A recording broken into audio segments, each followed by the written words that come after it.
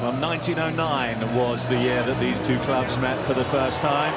A draw in the FA Cup at Watford's old Casio Road Stadium, just a couple of miles up the road from here. They've been up and down the league ladder since, including in the Premier League back in the 99-2000 season. We wonder, though, whether there has ever been a more significant meeting than this one here in Hertfordshire this Sunday lunchtime. 180 minutes of Championship playoff football played so far, just one goal, and that is David Nugent's one that separates these two sides. They've been tense and cagey first legs, haven't they? Now we go again, though. No second chances after this one. Two will become one here this afternoon. It is quite simply Wembley or bust. Andy Hinchcliffe, what sort of approach do you expect, particularly from Leicester here? Well, it is all about mindsets. I think Nigel Pearson, the team that he's gone for, sent a message to his own players that they can't just go out there, play for a 0-0 draw. The team he's picked the same side from that first leg. They've got to try and score in this game. I think it's so important to them. Troy Deeney back is a big, big bonus for Watford, though. They walk out here at the Vicarage, still a few haunting memories lurking from the last time they were here on the final day, I'm sure. Well, the return of Troy Deeney after suspension is the boost Watford hope will give them the momentum to overturn the deficit. 3 goals in his last 3 games. He comes into partner Matej Vydra in one of 3 changes from the first leg. Matthew Briggs is on loan from Fulham. He starts his first game in a month. An Italian under-20 international, Christian Batocchio, is preferred to Jonathan Hogg in midfield. Leicester have named an unchanged side in the last 2 games. They do it again here. It's the same 11 that started at the King Power Stadium on Thursday night. David Nugent's first goal in 17 sees him keep his place up front alongside Chris Wood. Jeff Schlupp remains at fullback despite some nervy moments in that first leg. Experienced John Eustace hasn't played at all for Watford since February. He's again on their bench, just as he was for the first leg. Daniel Pudil and Jonathan Hogg drop out of the side to join him. Leicester name the same bench as they did for that first leg. Well, interesting to hear Andy Gianfranco Zola saying he feels Troy Deeney has some work to do, some extra motivation after being sent off here. How key is he? I think he's absolutely vital. The way that Watford function with him leading the line, he just brings other players into the game as well. He scored 19 in the Championship this season, 9 assists as well. He's an absolutely vital part of Gianfranco Zola's line-up here, and he'll be delighted to get out there and maybe in many ways make amends for missing that first leg. Gianfranco Zola has called for the performance of the season here today, and they put in some pretty solid ones. Minds will cast back to their last and most emphatic home win here against Blackburn. But have they lost the momentum? So much of sport is in the mind. Leicester come here having won back-to-back games for the first time in 4 months. They got in that first leg their first clean sheet in 14 games, and of course David Nugent, their top scorer, has ended his longest ever goal drought. Can Leicester capitalise on the momentum that is seemingly with them? Well, Nigel Pearson is not a manager that panics easily, and that's the message to his players as well. Just keep your cool, stick to the game plan. It worked in the first leg. This is going to be a different game completely, I feel. He's got to get that message to his players. It's the formation we've got works. Let's just carry that game plan right through to the end. Nigel Pearson and Gianfranco Zola, who played against each other in Wembley finals for Chelsea and Middlesbrough back in the 90s, now send out their sides to take their place at Wembley Stadium in the richest game of football in the world, the Championship playoff final on May the 27th. Final messages from Watford's bandaged Spanish goalkeeper, their captain Manuel Almunia, who has played at the very highest level with Arsenal. And he helped get Watford back to the Premier League. Certainly it's a boost that he is again fit after that hamstring injury that started that extraordinary chain of events the last time Watford played here. Well, it's very important for Watford, I feel, from the kick-off here to play at a high tempo, but they need to be patient as well. They've got to play on the front foot. They, of course, need a goal to get back into the tie. But they're more of a counter-attacking side, and the pressure will be on them. They're at home. Their fans will expect them to step forward, just see whether they can actually deal with the pressure of being at home. Yeah, they need to remind themselves, don't they, of what they've done well all season. Easier said than done as King touches on to Nugent, who really is a confident striker. So many are. But When he gets one goal, David Nugent, others invariably tend to follow. And of course, he's on the side, David Nugent, to score the goals, the key goals, but he will also today, I feel, maybe drop back into midfield at times when Watford have the ball, because Watford have the extra man in central areas, and he might just be asked to play off Chris Wood at times. Absolutely perfect footballing conditions here at Vicarage Road this Sunday lunchtime as Doyley gets there just ahead of Dyer. All the pitches for these playoffs have been nothing other than perfect. Far cry from the days of old when there would be barely a blade of grass at this time of year. So Leicester have this lead. They have the history on their side as well. First leg leads don't often get overturned in the Championship playoffs. It's only happened 6 times in the 27 years of them.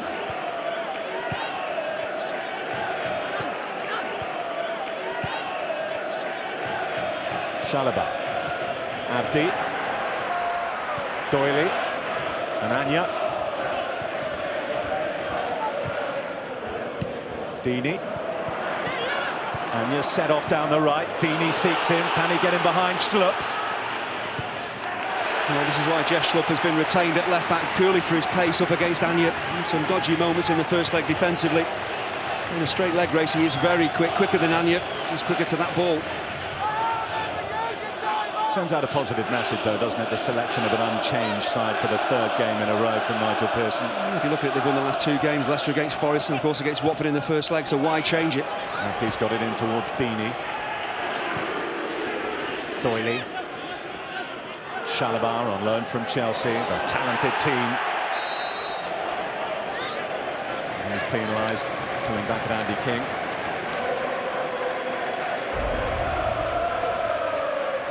He's gone back to his normal hair colour. His attempt to dye a famous Watford goal didn't quite pay off. It went a strange hue of orange for the final day here.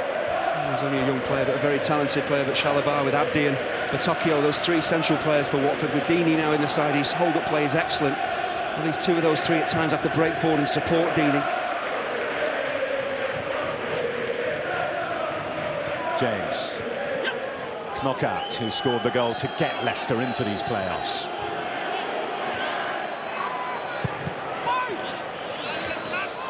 Pushing down by Batocchio, and away by Briggs.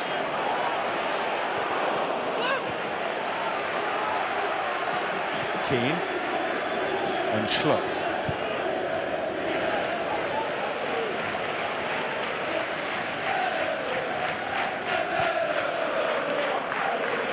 Watford did do the league double over Leicester for the first time since the 1980s. As we saw in the first leg, that didn't count for so much. This is up towards Deeney. Marshall well by Morgan. That's what Troy Deeney does so well. He mixes his game up, he comes short for the ball into his feet, and at times he'll spin and look to use his pace to run in behind centre halves, and he wasn't far off there. Maybe a couple of yards on that forward ball. He could have been in. You do sense he's feeling a lot more comfortable out there on the pitch than he was sitting next to Simon Thomas in the studio in the first leg. Well, I think he'll be fairly thankfully got a chance to play in these playoffs. When he gets sent off, you're never sure whether it's going to be 2 or 3 game ban. He only got the 1. It gives him a chance to really make an impact on the tie. Well, he has 4 blue shirts around him. That tells you the measure of the menace that Leicester know he possesses. Here's Nugent now. Too strong for Batocchio. Nugent, knockout, onside, chance Leicester. Well, it takes really unselfish work from David Nugent, because the ball breaks very kindly to him, and I thought he was going to put his foot through this and take the shot on just there. He just holds the pass, and Lloyd Doyley, I think he's playing knockout on. That's why no flag goes up. In the end, there's no one for knockout to really pick out.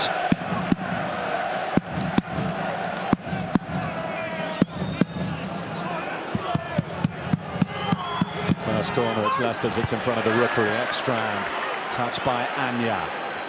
James there first. Knockouts, another corner. Well, Nigel Pearson will be very pleased with the start that his side has made. You can say many things to a team before they go out, before the ball is kicked. It's up to your players to really approach the game in the right way, and Leicester have started well. Just to be fair, as they did in the first leg. Really good delivery in, superb chance for Delad, it's not away yet. They're appealing for handball. Michael Oliver's not going to give it. He is going to give it another corner, though. It happened in the first leg. Richie Delat just making a move across the 6-yard box, finding some space and just tries to help the ball on rather than strike it goalwards. The guests are the first to step it up here. Another knockout delivery. Almunia unconvincing.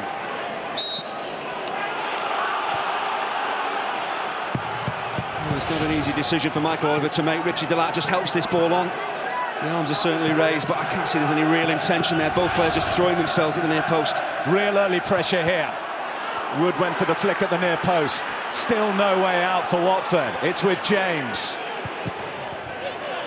Back it comes off Briggs. Now is there a counter, which really is a forte. Still they can't get out, Watford. It's a sizzling start from Leicester City. Delat. Almunia. Well, playing well is one thing, but Leicester have started with a real appetite for the game. You can see here how high up the field they're closing Watford down. They're not allowing them any time and space to play out from the back. Chalobah. Deeney has Vidra to his left. Finds a great ball to Vidra! Well, everyone inside Vicarage Road thought that was going to be the moment he ended his drought. Well, he's had some big opportunities in the tie. In the first leg he did and missed them, but this is what Troy Deeney is so good at. He just sucks defenders towards him. Great vision, great way to pass. Everything is right about the move. And Vidra, once again, he probably does the right thing, but you've got to hit the target. Down the other end, big shout for a penalty. For me, though, I think it's debatable because both players are throwing themselves at that near post. There's no intention, really, to handle this. They're just trying to block it. When your arms are out, it's Ekstrand whose left arm is out. You always run the risk, but the referee, hard to see through the traffic there.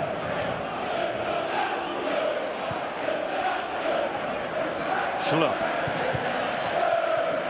Looking for knockout. It's quite a stiff breeze actually around Vicarage Road, and of course one side of this stadium is open with what's left of a condemned stand.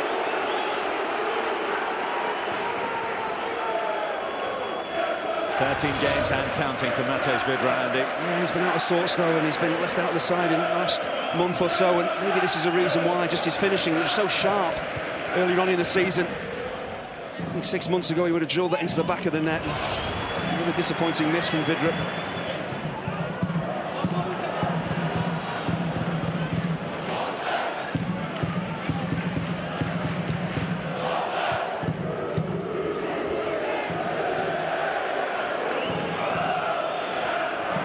Well, we wondered how Leicester were going to approach it. I think we've got our answer, haven't we, Andy? Well, so they've closed Watford down. They've had those opportunities from set pieces. They've shown great appetite. They're closing Watford down. But Watford, as we just saw there, only take 3 or 4 passes, and with Deeney in the side, he can open defences up.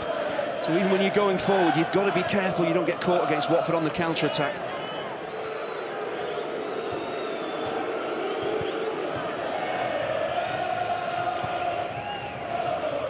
Seems strange. Watford should be disappointed with their highest league finish for 7 years, but because of what happened here against Leeds and indeed up at Hull City on the final day, there was certainly more than a tinge of disappointment here. Leicester, well, they're in the playoffs, aren't they, for the 2nd time in 3 seasons. When they lost on penalties, although winning the 2nd leg away at Cardiff, Jan Kermigan's penalty, Nigel Pearson was manager. That's the only time actually in their 6 previous playoff visits that they haven't managed to reach the final. I think neither side are thinking about penalties at this stage, but both have lost their last 2 penalty shootouts, so it's nerve-wracking already. If you get extra time, it'll be even more nerve-wracking, but penalties, I don't think the players will be looking forward to that whatsoever. Doyley.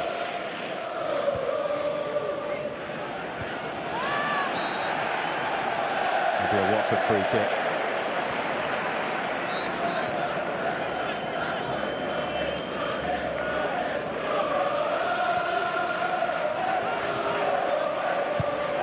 Doyle, Deeney, he's got beyond Keane, Deeney!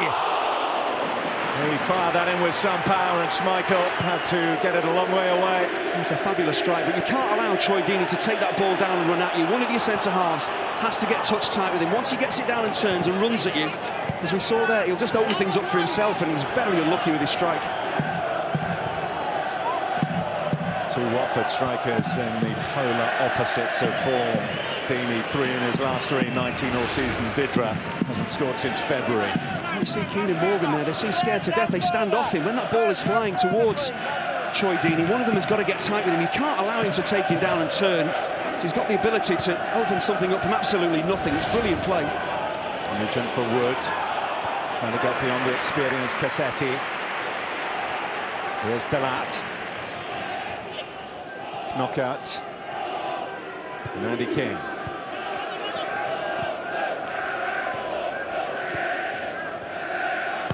Delat, King, knockout.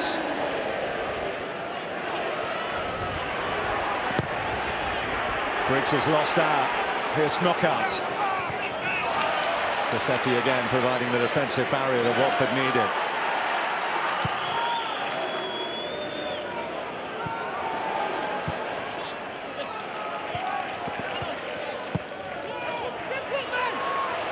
King, Wood, Nugent, look at Dyer getting forward, nice idea from Leicester. He's got a combination play between Wood and Nugent. I think Chris Wood, they need a big game from him. Leicester hardly saw him in the first leg, and he needs to play that lone striking role really well. Get hold of the ball as he did there, bring players into the game. Tokyo closing down, putting the pressure on Kasper Schmeichel. Voted by his peers as the best goalkeeper in this league this season. There you see the difference. The ball's played up to Troy Deeney, and Wes Morgan is right at his back, not allowing any time to even take the ball under control and turn at him. It's so much harder for a centre-forward when you've got a centre-half at your back, and the two Leicester centre-halves need to do that time and again with a big centre-forward. Doyley was right at the back of Nugent there, but unfairly so. Had a change of referee here today, by the way. Michael Oliver, who you might have seen take charge at Selhurst Park on Friday night, wasn't due to be in charge here. Phil Dowd was, but he's been pressed into duty up at Goodison Park today. So there's been a refereeing runaround.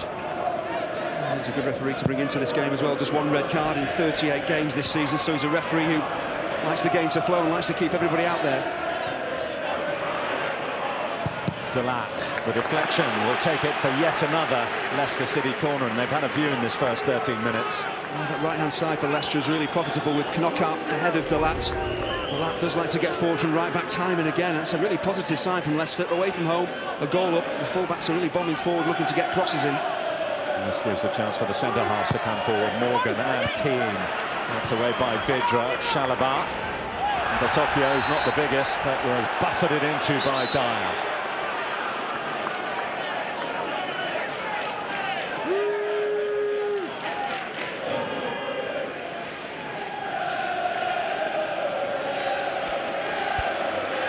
Well, Leicester's away record, if you look at what they did over the course of a league season as a pointer, isn't really spectacular, but they come into this on the back of that wonderful away win that got them into the playoffs at Nottingham Forest.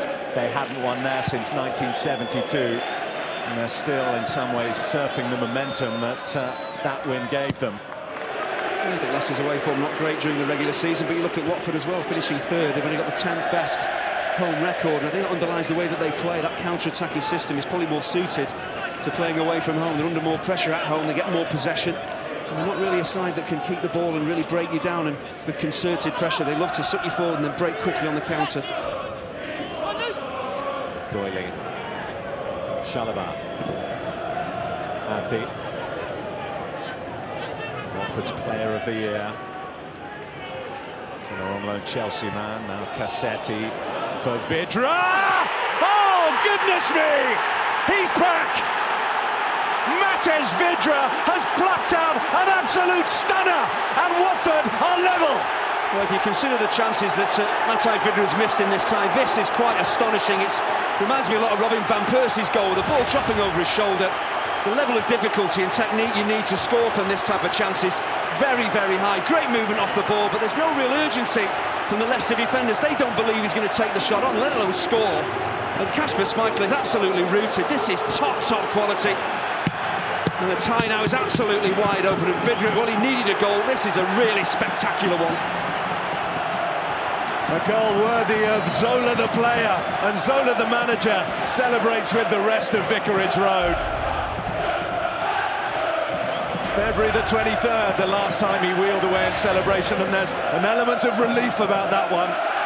Absolutely, the technique, the timing on the shot itself, but his movement off the ball, and not once does he look at where the goal is. He knows where the goal is, he knows where Schmeichel is, and absolutely buries it. Fantastic finish. Well, it was for moments like that he was voted Player of the Year by his fellow professionals in this division. The way he's gone off the ball in recent months some forgot of what he was able to produce earlier in the season. That is an absolutely stunning reminder. As he makes his move, it's Michael Keane who's alongside him, and the defender probably thinks he's just going to take it down on his chest, bring somebody else into the game. The last thing you think from that angle is he's going to shoot. I tell you what, Delat has landed really awkwardly there. Briggs didn't jump with him. Delat just clattered into him, and it's a very awkward fall. This is the problem, because his eyes are on the ball, and there's nothing malicious from Briggs. You can see he's trying to get out of the way. He knows he's not going to get to it, and there's nothing wrong with what Briggs does. It's just that awkward landing. He gets flipped in the air. It is a nasty landing. The referee, Michael Oliver, did well. He got the physio on very quickly. Well, Nigel Pearson, before the match, was talking about perhaps mistakes would be the defining moment in this very tight Championship playoff semi-final.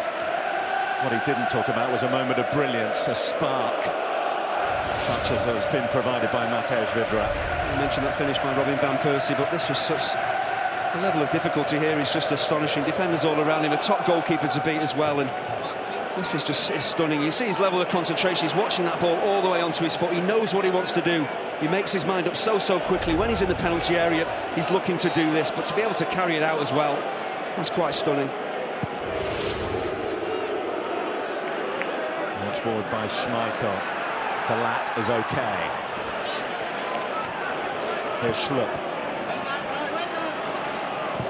Well, that's a real body blow to Leicester. How are they going to respond to that? They've left Wes Morgan up. This is Wood. And Schlupp. King got the touch. Abdi's back there defending. Up by Ekstrand.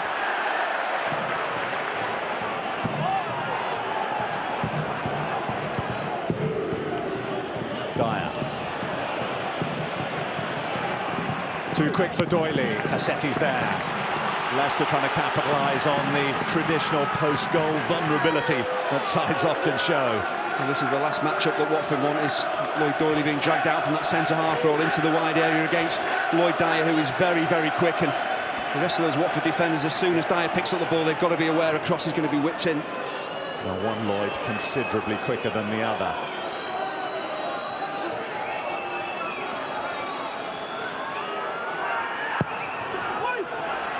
Nugent! He's done it again! A timely leap from David Nugent, and the goals are starting to flow from him, and Leicester back in front. Oh, this is absolutely incredible, but Watford will be bitterly disappointed. It's a soft goal to give away, but David Nugent, as we saw in the first leg, is in the right place at the right time and time again. That's why he scored so many goals. He's up against Doyley, he just simply doesn't get tight enough to him. He's got half a yard to work with, and it's not a powerful header, it's a very clever header. He just guides it into the bottom corner. He knows that Almunia's not going to reach it. He doesn't have to power it, he just nods it into that far corner. A quite brilliant goal. You'd have to say Leicester probably deserved to be level. They made the better start, and they're back on terms. Tense, cagey first legs, explosive, dramatic second legs, and we're still inside the first 20 minutes.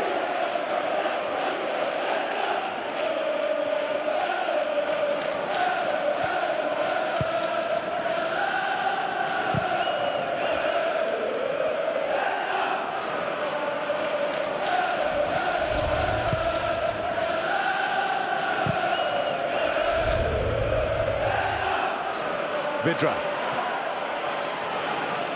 Well, both clubs have their main man up and running again. David Nugent, who remember got his first goal in 17 in the first leg, now has 2 in 2.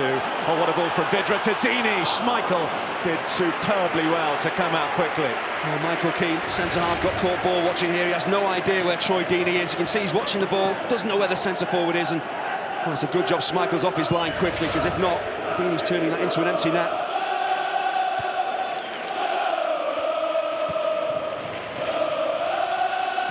This is why we love the playoffs, isn't it? The sun's out, both sides really going at it, hammer and tongs. Great appetite for the game, we've seen real quality as well, and I don't think we're finished yet. Well, everyone knows there is no other chance after this. First legs, people know, okay, as long as we're still in it for the second, that's the main thing. Even if we do have a deficit to claw back. Second legs, the season ends here, or in 15 days' time, you get to play extraordinary game at Wembley Stadium. Palace and Brighton away. They play tomorrow night at the Amex.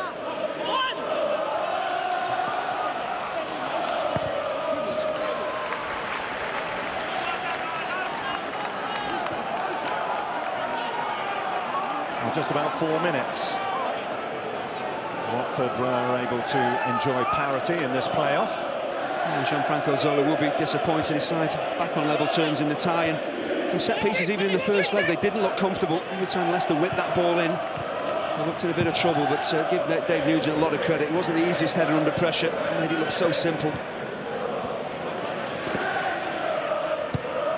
Schlupp for Wood. Abdi. King fouled by Chalobah.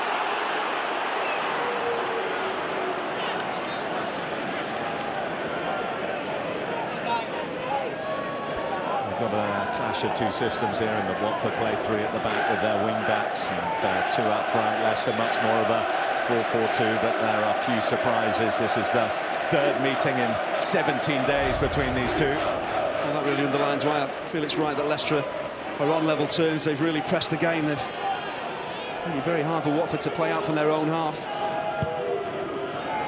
James delivers, looking for Morgan. Cassetti.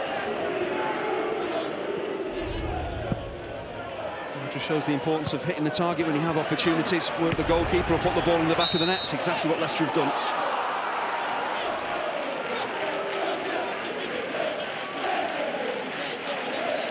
Going back, Andy, to that Vidrigal.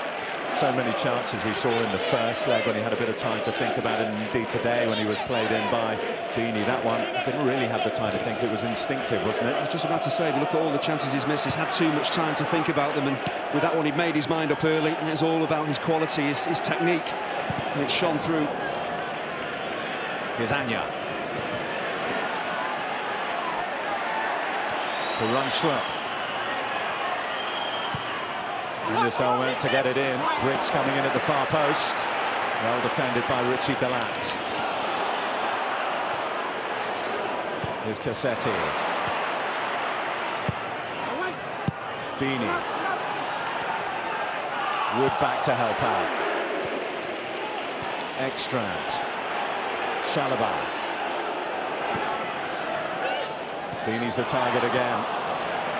Not many give Wes Morgan a real problem, but Deeney does time after time, doesn't he? It's all about how he mixes his game up. He comes short and then he looks to run long, and just the timing of his runs, he stays onside, he runs in behind either centre-half, he doesn't just stick with one. He's giving Keane and Morgan lots of trouble, and they've got to be aware.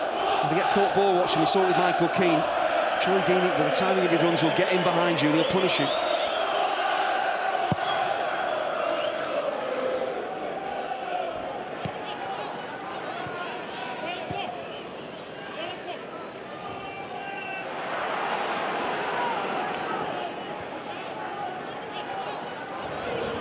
Wood.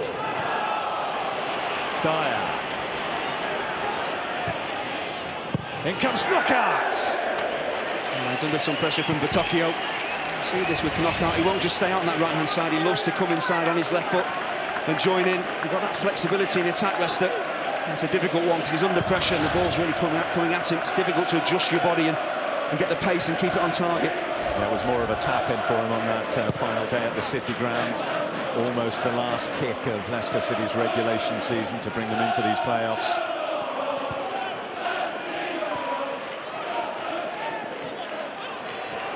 Cassetti, fouled by Morgan.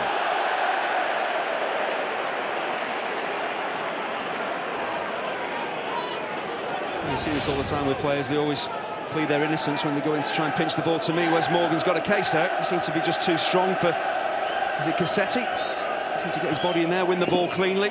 Doesn't seem an awful lot wrong with that. Anya.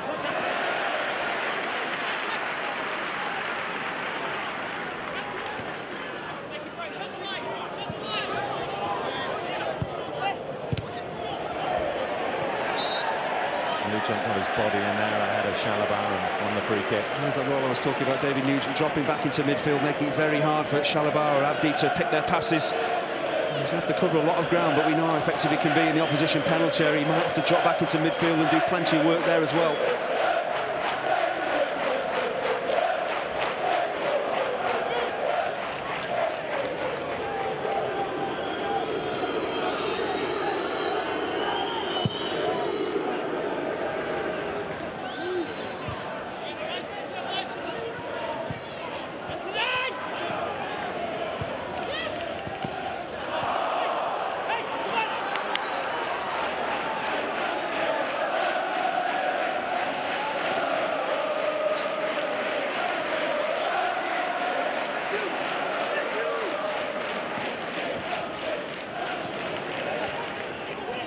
Abdi.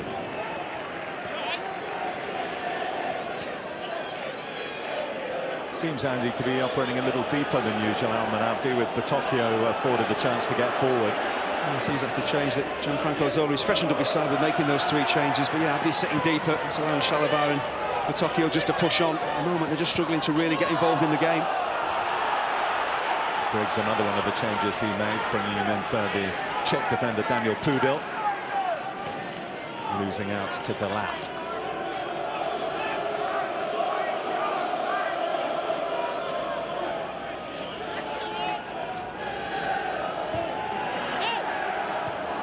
Chalobah.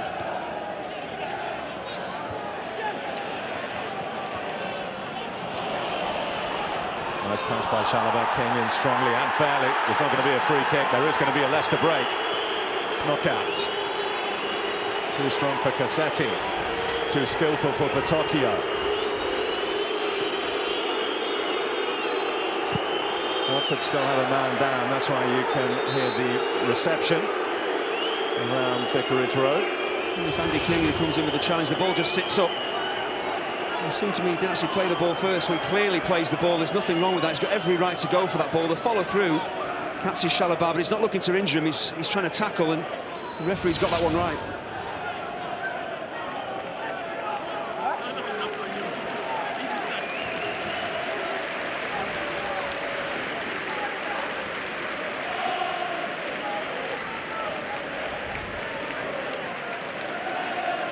Well, the sold-out signs went up here earlier in the day.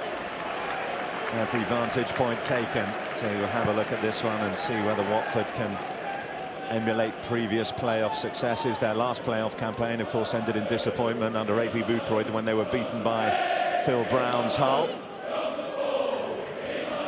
Gianfranco Zola, who has such wonderful Wembley memories as a player, whether it was scoring for Italy against England or lifting trophies there with Chelsea.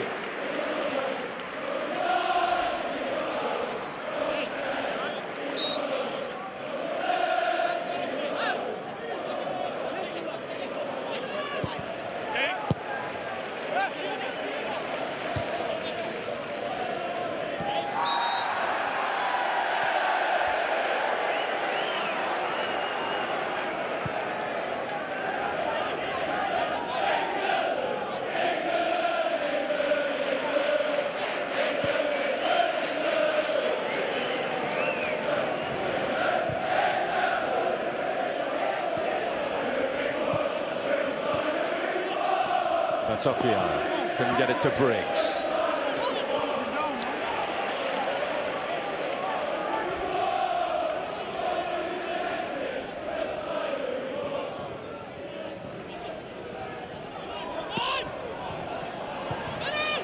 There's Vidra. Good turn, took him away from King. Anya, Glaswegian born on loan from Granada.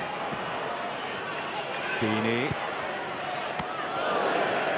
Well, Kasper Schmeichel really sees this all the way. He knows that Dini's going to try and get a shot away, and it's difficult with your instep to try and really pass this into the top corner. He's a long, long way out, doesn't get the power on it. Positioning of Schmeichel is excellent. Abdi. Anya.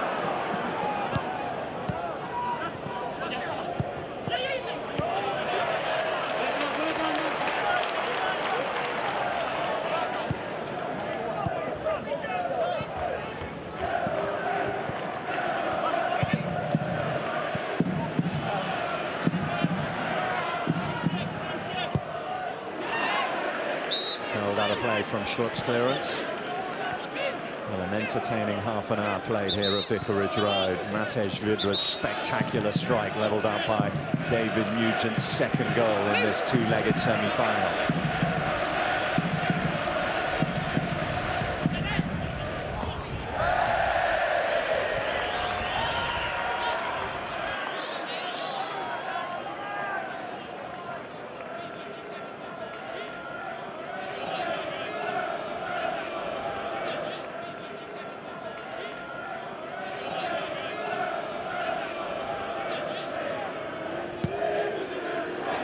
Chalobah.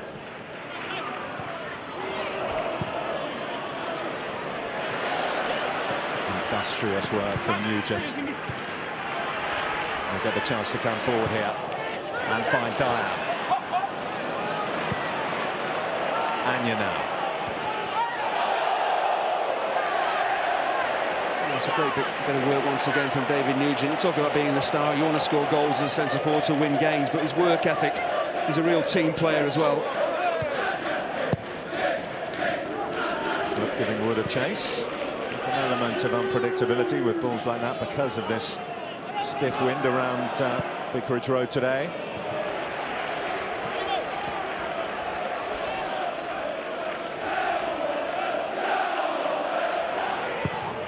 The Leicester captain away.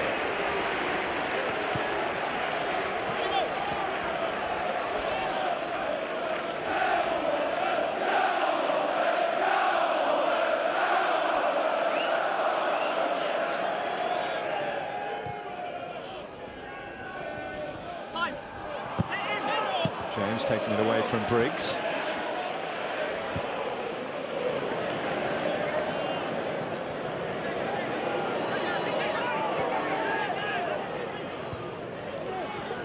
Abdi. For Tokyo. James can clear.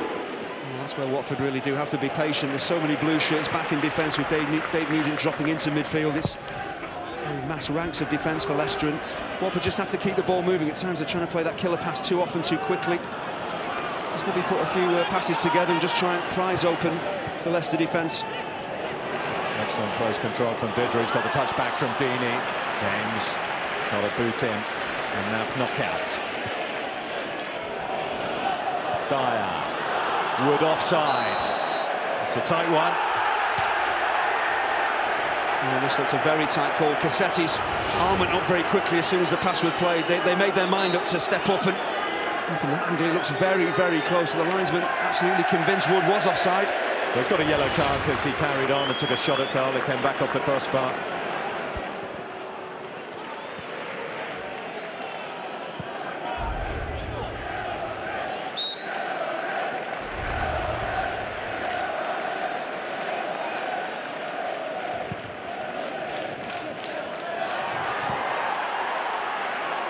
Superb strength from Deeney. He's got it out to Anya.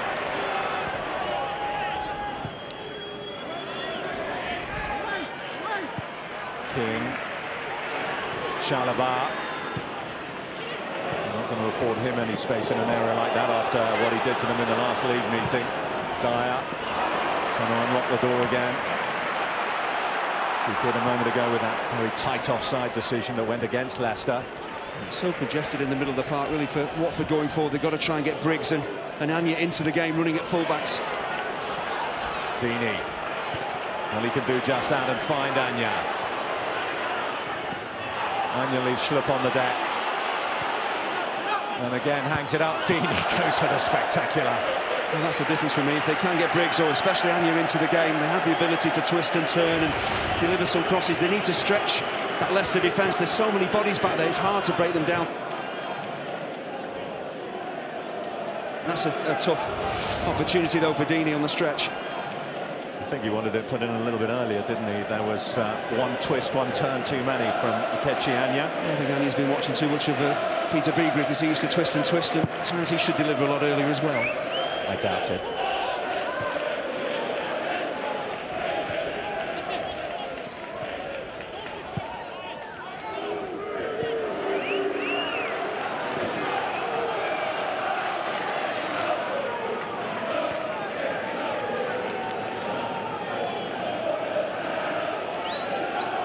First half minutes remaining, and the status quo from the first leg remains.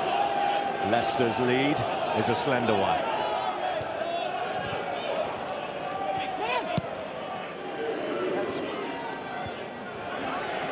Wood, Nugent, Anya. Schlupp needed to get that, and he did. Now he can get on the front foot, Schlupp. Knockout. Oh, he's opened it up, but turned back into trouble. And a nervy moment negotiated there for Watford. His first turn was brilliant. He was on his right foot, just send a shot away, trying to be too clever and switch it onto his left foot again. Just You've got half a yard in a game like this, take your shots. Has he been watching Peter Beagrie as well? Surely not, because it's not that good a viewing.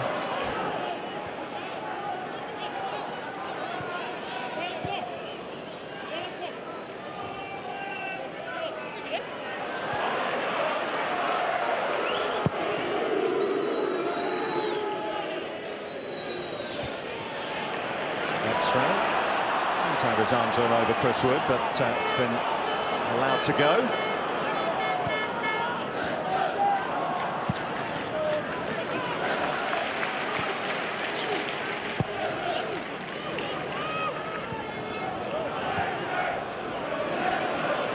Knockout. Gianfranco will be pleased with this. His side of getting on the ball. It's all about creating opportunities. We saw the goal from Vidra came from very little. We just need to keep forcing Leicester back and create chances for Troy Deeney. Here's Schlupp. First time he's really been able to get forward. Put it in a pretty inviting area, but there were no blue shirts there. Yeah, Schlupp and Dyer are pretty much interchangeable. One will sit in for the other if the fullback breaks forward, as Schlupp did there. Vidra looking for Deeney.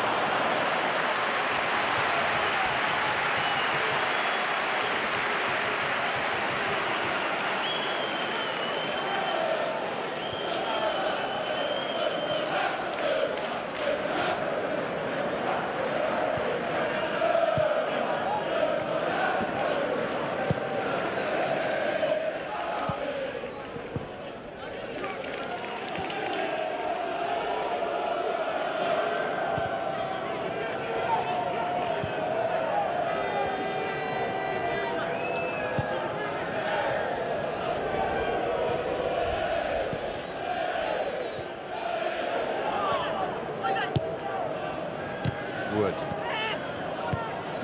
James. Knockout. The flag didn't go up. He would have been onside had he controlled it. Here's Briggs.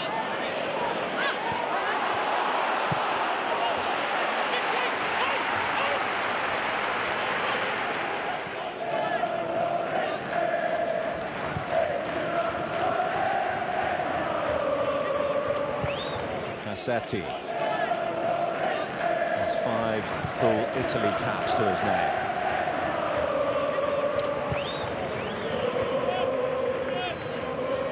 Number 20 Italy international Batocchio to Anya.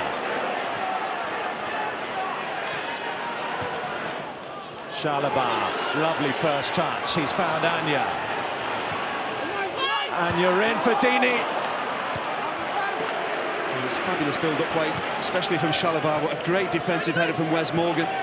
He got close to Troy Deeney and made sure the striker didn't get to the ball first. King. Wood.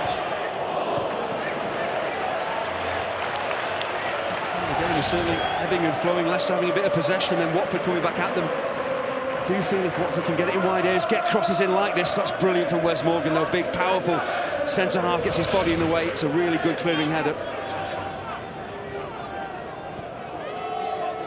Desperate to take that next step, Wes Morgan. He tried 3 times with Nottingham Forest, never managed to get beyond these 2-legged semi-finals and play in a playoff final. He's been outstanding this season. It's been a mixed season, really, in many ways for Leicester. His level of performance throughout the season has been top-notch. Yeah, that defensive spine of goalkeeper and centre-half and captain. Schmeichel and Morgan both voted in that PFA Team of the Year.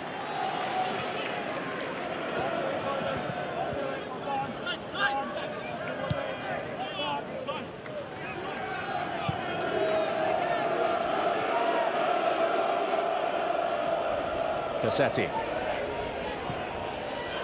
Abdi. To Anya. He's got beyond Schlupp. Well, the assistant had a good look at it and didn't wave the flag initially. Anya looking for a foul. Eventually it was given when Anya bit back. I think Schlupp is a little bit fortunate here. He makes his mind up to slide in and try and pinch this ball. Actually give him some credit. He probably gets there just about the right time, and then there's a little trip there from Anya. That's just silly. It's a good contest, Anya and Schlupp, both quick, both very positive, and we have to keep an eye on that, because that could be a really telling area of the pitch for Watford. furrowed brows from both Nigel Pearson and his assistant Craig Shakespeare.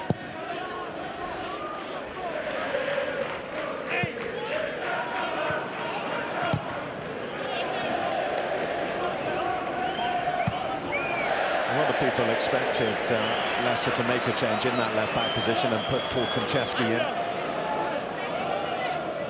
So far, Jeffrey Schlupp has not made the same sort of error that nearly opened the door for Watford in the first leg.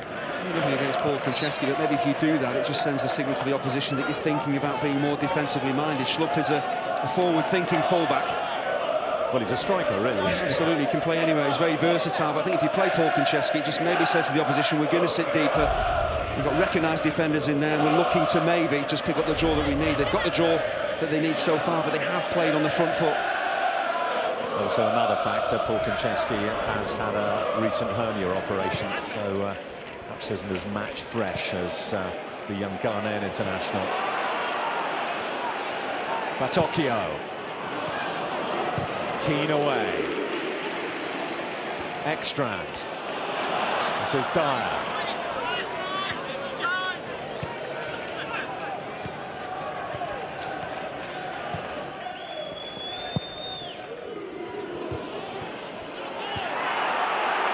Madrid's rather waited for that one.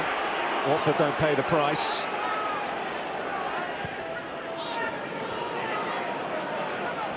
Chalobah. Slip in there ahead of Deeney.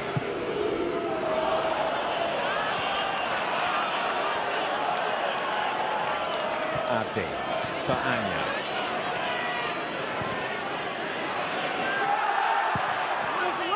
Anya's cross, Deeney. There was half a chance. Andy King is in close proximity to Troy Deeney, but this is what they need to do more. Watford, get it wide, get crosses in. It's not the easiest chance for the centre forward on the half volley, on the turn. Trying to keep that down's the problem.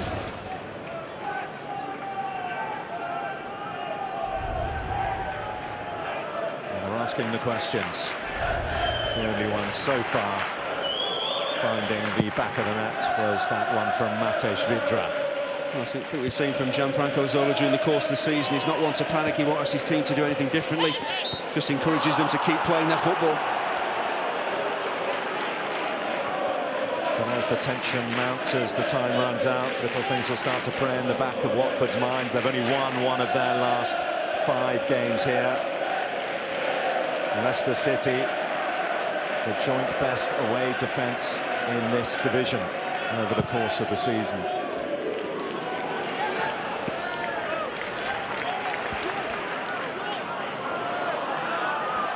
Abdi forward. He's been looking across to the bench. I'm not sure that he's going to be able to continue Watford's Player of the Year, and this will be a blow.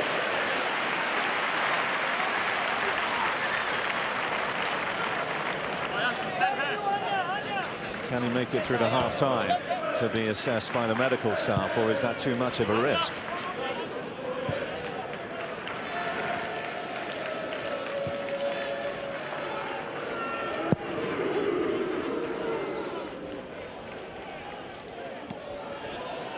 Chalobah.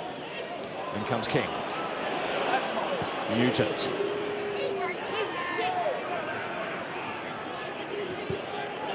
Galat.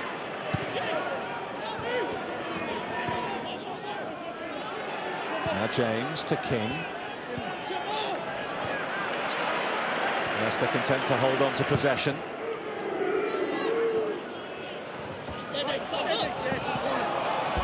They're rewarded with a corner. Good patient play, wasn't it? It was. They got the rewards because they'll take a set piece at this stage of play. They can just take a bit of a breather, get some quality in from this set piece, and if they score here, this could change absolutely everything.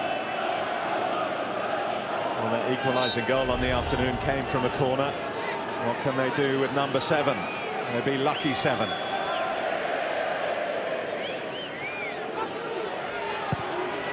Knockout takes. The call comes from Almunia, and he's adjudged to have been fouled by Morgan. Oh, there's Morgan, a smile on his face. He probably doesn't feel he does an awful lot wrong. He's got every right to challenge for this ball. Is there much contact on the keeper? Well, maybe a little bit, but sometimes the referees have just got to let the game go. You can't always protect goalkeepers. That's not the worst foul you'll ever see.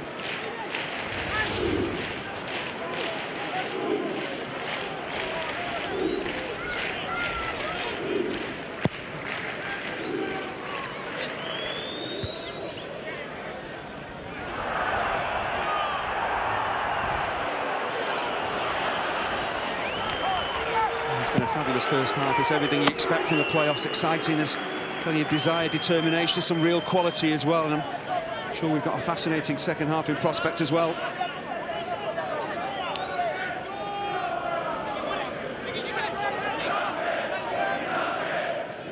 Well, it looks for all the world like the equation will be the same for Watford, in that they'll need to score another goal. It'll be all over for them. Leicester City, who couldn't build on what was their first clean sheet in 14 games in the first leg. If they can carry on their good defensive record on the road, then the prize that beckons is an enormous one. Nugent has got it through to Wood, who's offside. Doesn't want to kick it away again, having been booked for that offence earlier on. On this occasion he did look more offside than he did on the first time. Yeah, you can see he is just a yard or so off. And that's that for a first half that has lived up to the billing. A season at stake, and one of the goals of the season from Matej Vydra got Watford level in the tie and got him scoring again, which is what happened to David Nugent in the first leg, and he added to his tally. 1-1 on the afternoon, so Leicester still with that one-goal lead.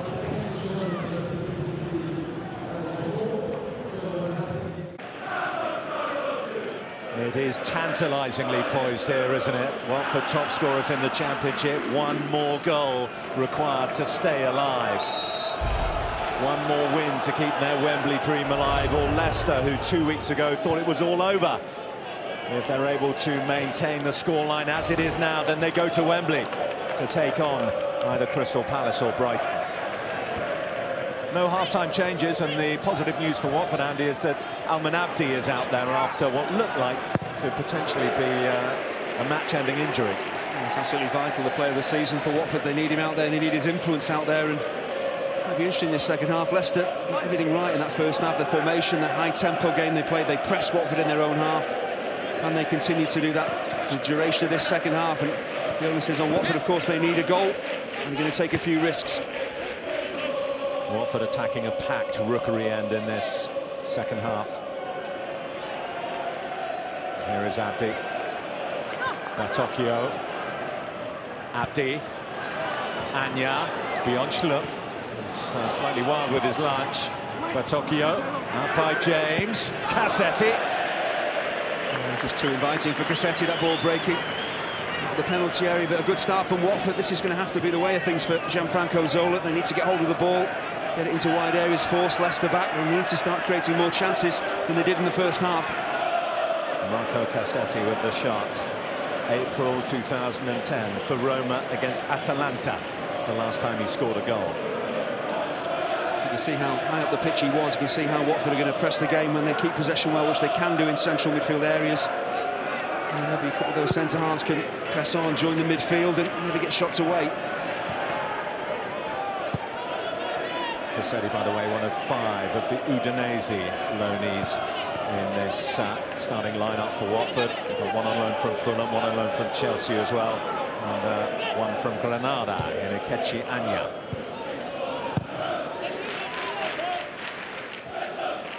Here's Vydra. Delat's there first. Wood. Fouled. And this is a free kick in range for Leicester. I'm not sure how much contact there was on Chris Wood, but this is the role that he really does have to play. He's got to get his body ahead of defenders, be physical, stop the Watford defenders getting to the ball. There is an arm in the face. He goes down very easily, but it is a foul. This is what he's got to do. That's the role he has to play.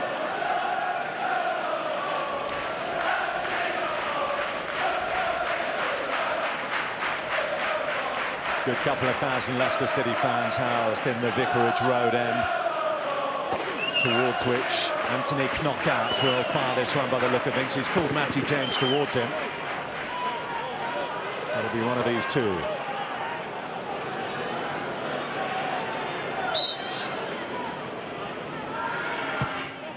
Knockout, it just floats over. Difficult from that type of range to get the pace and the power on it, to try and hit that top corner, and actually Almunia had seen it coming as well. He was dancing across his goal line. Extra. Briggs. Caught by Delat.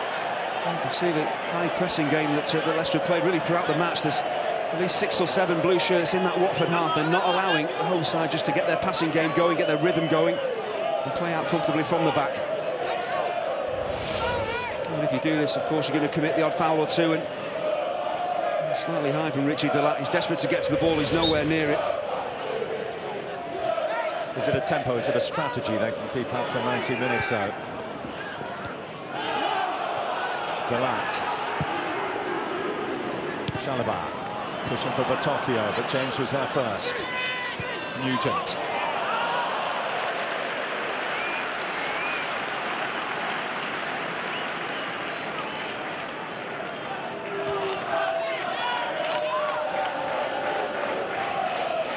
This is the 6th time that Leicester City have taken part in the Championship playoffs over the years.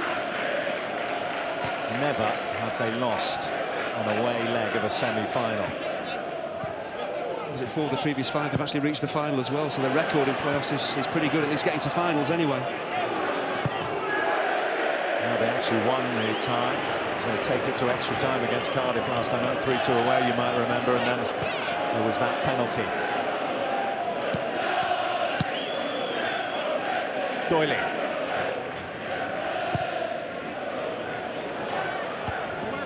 Morgan there ahead of Deeney. Vidra. Batocchio. Oh, lovely close control from Batocchio. Look at him go! I'll tell you what, this would have been a fabulous individual goal because his footwork was fantastic. His balance is only a small player, low centre of gravity, but the Leicester defenders get nowhere near him, left and right foot.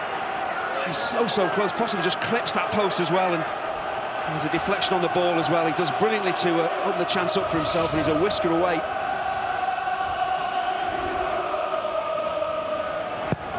Abdi with the corner.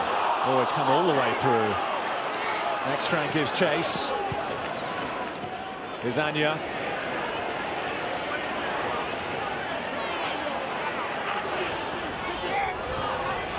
Stakovers from Akechianya, now Briggs, now Vidra.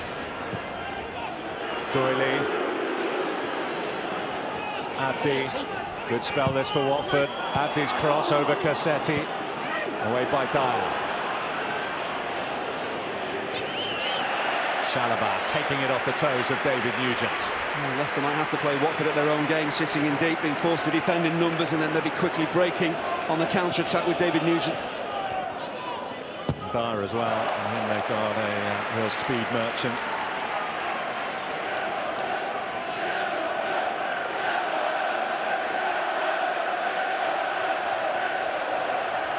Well, if the rest of this match is anything to go by, we've got a few more twists and turns yet.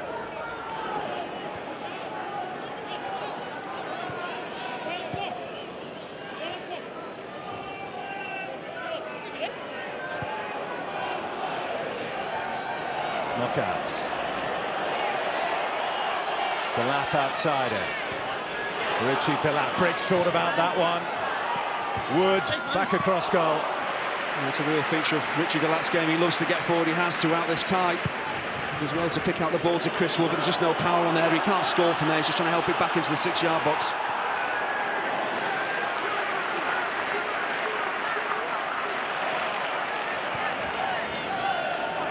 Delat. Nugent's offside. For Leicester with the scoreline as it is maybe as the half goes on, just creep back to the edge of your own penalty area. It's very important. I think it's probably comes from Nigel Pearce. He's got to get the message on. Keep squeezing up the pitch, keep trying to get that second goal.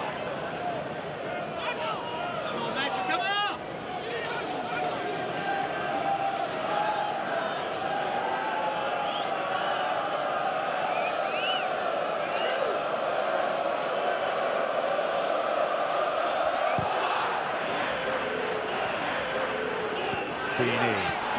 Morgan.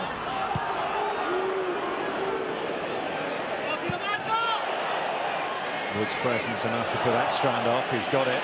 This is Dyer. Knockout, one of the early ball. All that came across was a boot.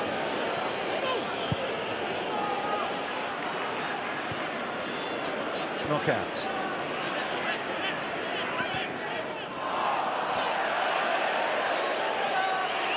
Chris Wood can get his boot back on.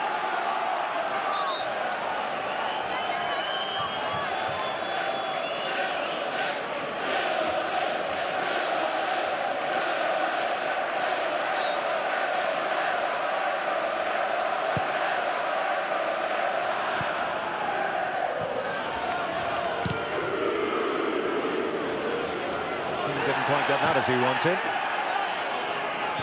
Briggs.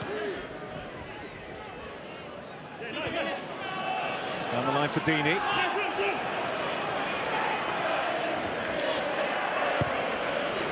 He's found Chalobah.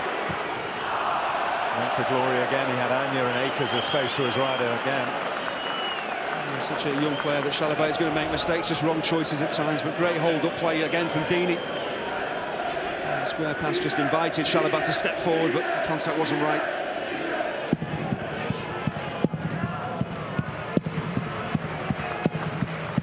What a season it's been for Nigel Pearson and Leicester. They were second back at the start of February. They were 1-0 up at Peterborough and they had 10 minutes to play. They gave away 2 goals there. They lost that match. 1 win in their next 13 games.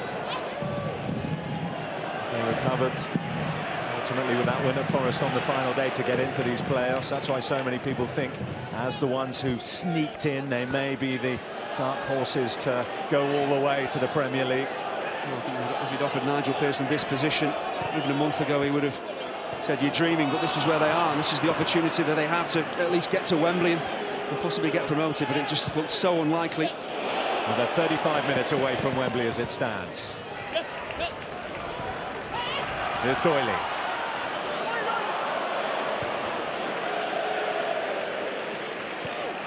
Over 400 games for Watford. He's the one survivor out there on the pitch who played in their successful playoff campaign back in 2006 when they got the better of Leeds United. Nugent. Cut out by Doyley. Vidra.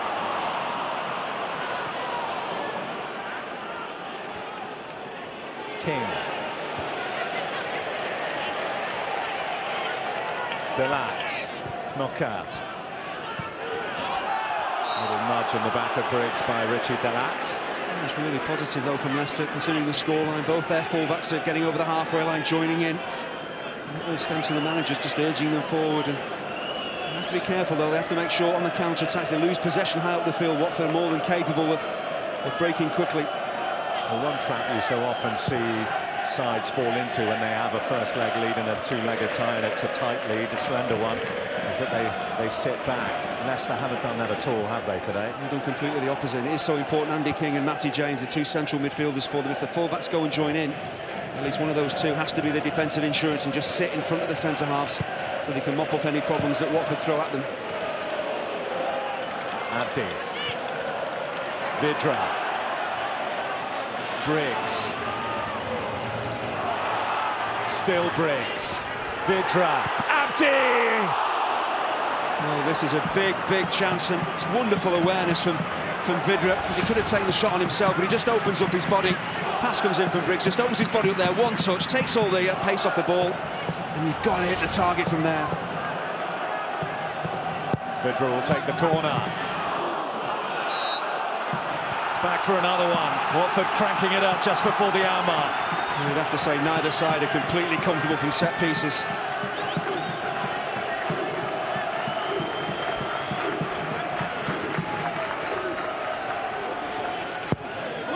Cassetti timed it goal bound. It came off wood. They're appealing for handball. It was very, very close quarters. Even if it did come off an arm. Schmeichel, giant clearance straight to Almunia. Yeah, you do see players appealing now for handballs. The fans go up as well. They want a penalty kick. So difficult. The players so close to each other. It's hard to really pick it out for the referee. Delat was caught in the air by Briggs.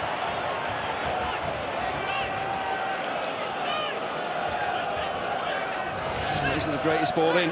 It's Cassetti across the near post, just flicks it on. I don't see anything in that if possible. More than anything, it's a Watford hand. There's no Leicester arm involved there, and even if there was, to me, you can't give a penalty for that. 2 players virtually shoulder to shoulder. And this is the big chance for Abdi. Does he keep it on target? Well, he possibly does. I do him a disservice. It comes off Michael Keane, and they're very unlucky, Watford. Wood at the other end causing problems. Cassetti, Batocchio. King, knockout. Chalobah, no time on the ball as Andy King snapped at his heels. We're probably going to have to see this from Watford. They have to take a few chances, and with having the extra man in central midfield, as we saw with Abdi, they're going to have to break forward time and again. And that's exactly what Abdi does. He's lost out to Schlupp, though, who has open ground ahead of him. Schlupp glides beyond Doyley. He was trying to find Knockout, didn't get it quite right.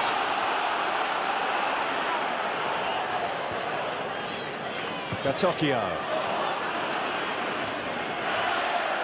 There's an opportunity there for Watford because Schlupp had gone so far forward. There's an acre of space in behind him. Anya hadn't tracked him back, and if Watford had switched the ball quickly, Anya was in acres of space. Cassetti spreading play to Anya. Now Abdi.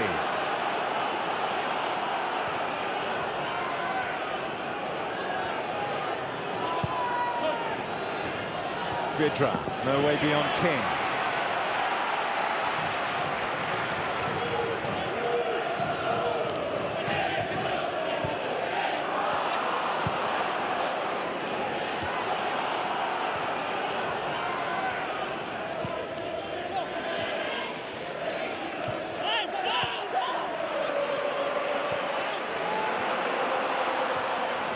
Vidra.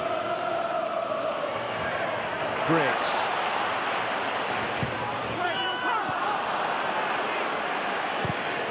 Chalobah closing down well on Matty James. It's come back to Briggs. Now Chalobah offside.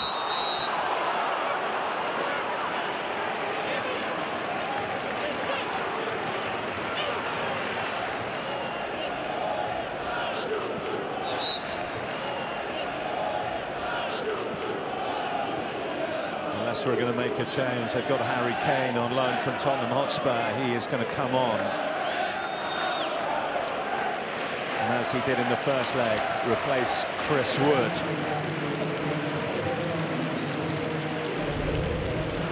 He's only 19 years old, Harry Kane, so huge responsibility for him. Talented footballer, goal scorer. He's got a real job to do. David Nugent will play off him. He's got to really lead the line. He's got to be physical up there. When they met in the last game of Leicester's regulation home season, Harry Kane came off the bench and scored in the second half.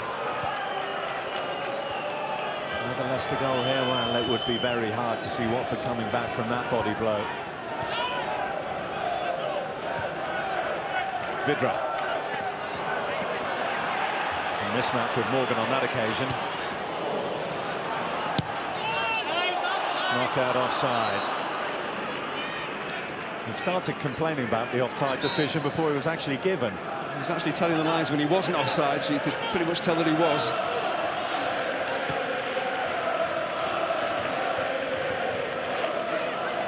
But this will always be the threat for Leicester with Lloyd Dyer and Anthony Knockaert in those wide areas. They're working hard defensively, they're getting back into their own half. And they're so quick, they're so positive on the break, they could easily catch Watford out.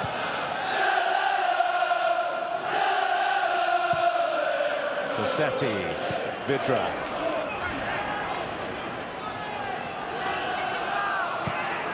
Between them, Delat and Keane take care of business. Knockout. Well, it's going to happen at some stage, Andy. At what stage does Gianfranco Zola go, right, we've got to go for it now. We've got to throw a bit of caution to the wind.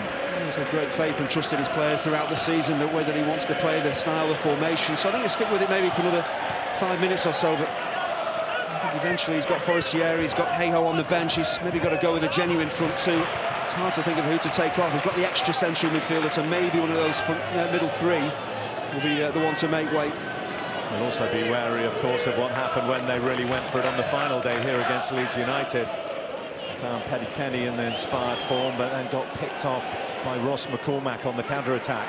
Yeah, they've got the three centre-halves as well, they've got three central midfielders, so either they can take one of the three centre-halves off. We saw Doyley come off in the first leg. Anya. Abdi. Gatocchio. Here's Chalobah.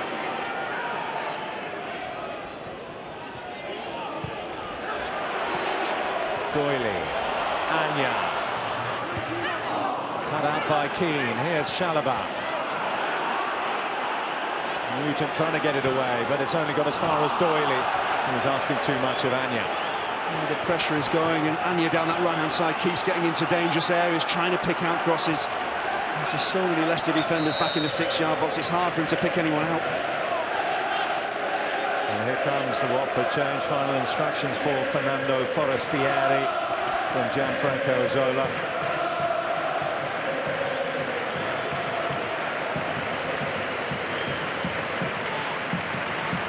And it's Lloyd Doyley who comes off. Given that he's out of contract in the summer, Lloyd Doyley, you wonder whether this could be the end of an era.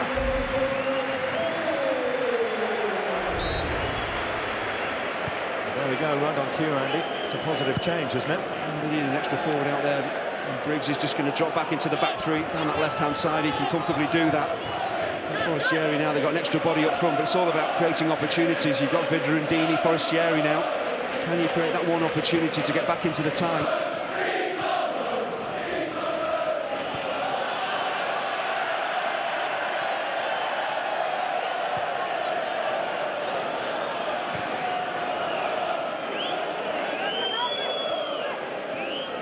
Ekstrand.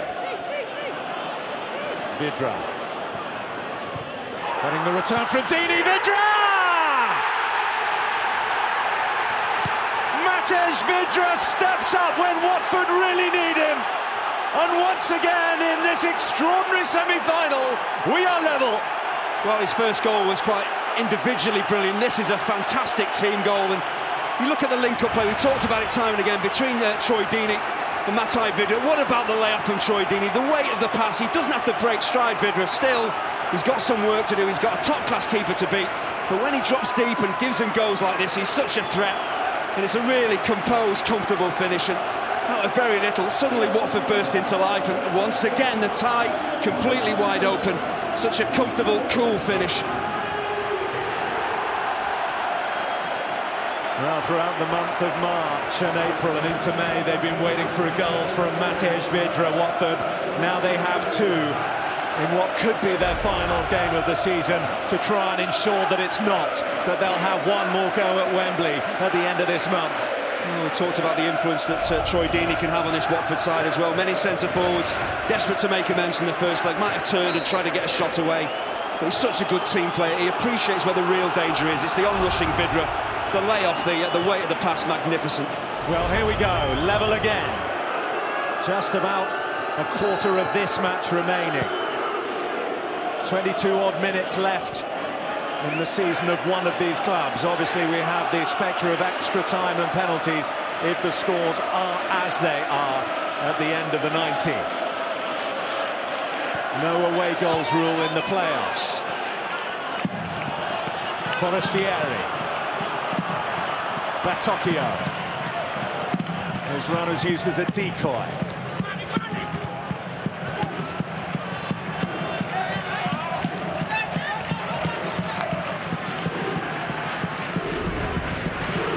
So Leicester have sent on Danny Drinkwater and Lloyd Dyer. Very rarely plays the full 90 minutes. Drinkwater on for Kane. Here's Cassetti.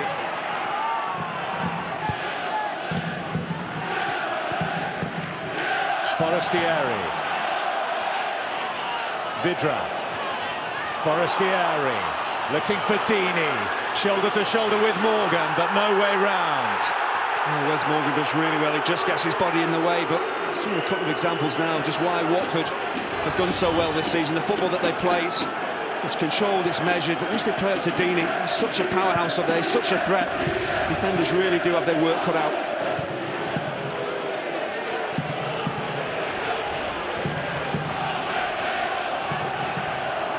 All the signs are there that Watford, this final half of the season, have rediscovered their mojo. They're playing really silky football, as illustrated by their equalising goal, but Leicester haven't finished yet.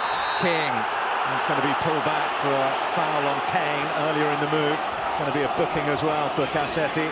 Cassetti went flying in there, but the good thing there, he acknowledges that he's made a foul challenge and accepts it, doesn't try and argue the case. He's late, it's a real lunge, and could easily have injured the player quite seriously. It's Harry Kane who just delivers the ball, just nips it through his legs, and that's reckless.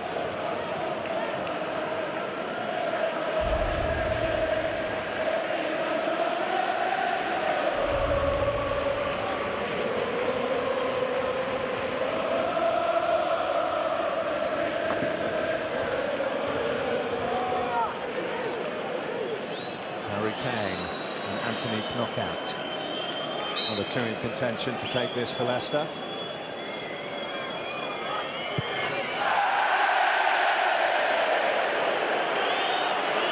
I think the less said about that the better, but Nigel Pearson, the change that he's made, he's sent on an extra central midfielder in Danny Drinkwater. He's virtually changed his system to match up with Watford, because in those central areas, once they get their passing going, they get Vidra dropping off Deeney. He can really influence the game, as we've just seen. So Leicester trying to stop Watford playing through the middle of the park. Chalobah. Briggs.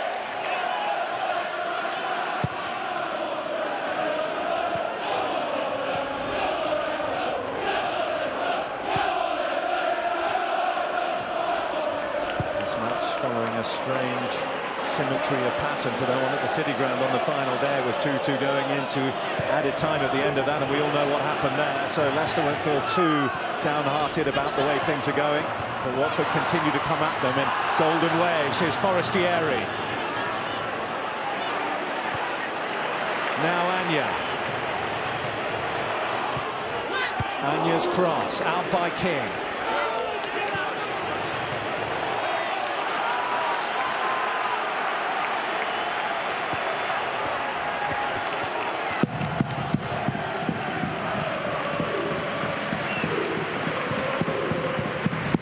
Chalobah has close control, superb, Deeney! Forestieri there first. Knockout couldn't keep it in. I'm sure after that first leg, Nigel Pearson knew the job wasn't done. He knew that Watford were capable of playing much, much better than they did at the King Power, and they're turning up the heat now, they're putting the pressure on. Deeney to Vidra, this is Chalobah. Nearly.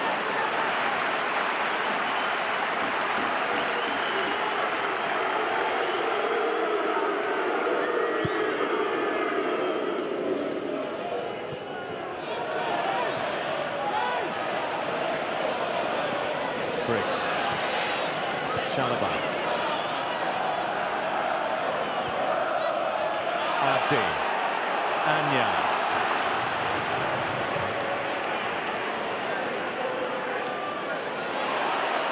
Still Anya. Galat's given it to Forestieri.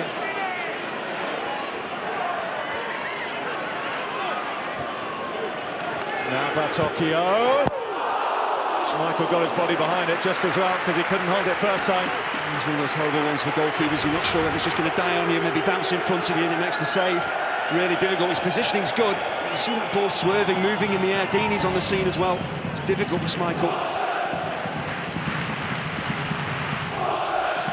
Well, for the first time in the whole two-legged picture of this tie, Leicester given the impression that they're hanging on a little. Here's James though. Nugent. Still Nugent. Still Nugent. Goes to ground and gets the free kick he was looking for under the challenge of Ekstrand. He seems to be running down a bit of a cul-de-sac, and I'm not sure how much contact there was on David Nugent, but he does ever so well just to keep possession here. He's looking for options, there's no one on, just keeps going. There's possibly a little trip there, a little nudge, not an awful lot. See, there's it. I don't know, I think he's keen to go to ground. He knows there's so many yellow shirts back there, he's not going to be able to weave his way through, and he'll take the free kick. Maybe a little more of free kick one rather than free kick surrendered, but Leicester will take it. Goodness me, will they take it? Well, this is the closest they've been from central set pieces. Knockout's taken most of them. It's a real opportunity. Nugent's over the ball as well. I just wonder whether he might take seniority here and say, this is mine. Well, this playoff has been the tale of two out-of-form strikers who suddenly found the goals coursing again. Nugent puts it over.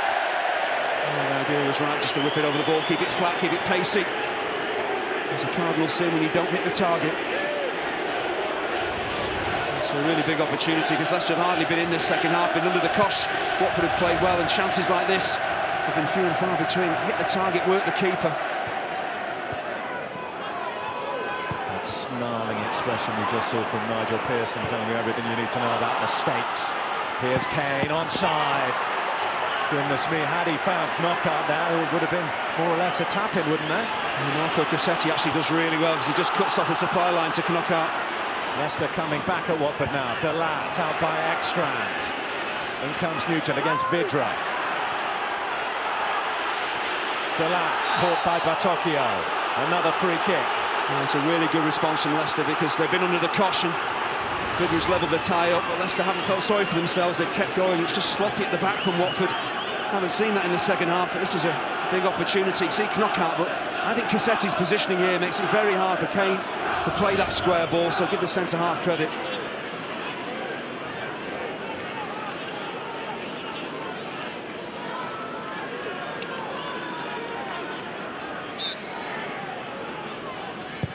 Knockaert takes, looking for Morgan, flung himself at it.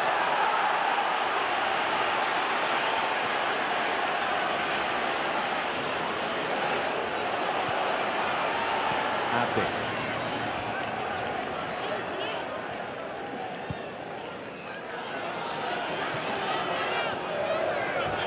Dini.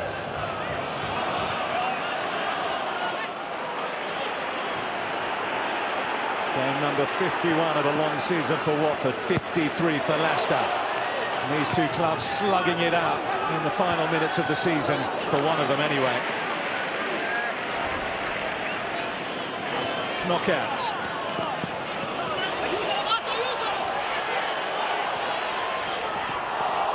Important touch from Ekstrand as Drinkwater had made good ground forward. The game is getting really stretched. Watford, you can see, are desperate to get the killer goal in the tie, and they're leaving themselves at times exposed there because Knockaert did well, and Ekstrand just about managed to get his toe on the ball. Dini. Waiting for Anya, who finally arrives. Beyond slip, he took a lunge and took plenty of Anya by the look of things. Corner given.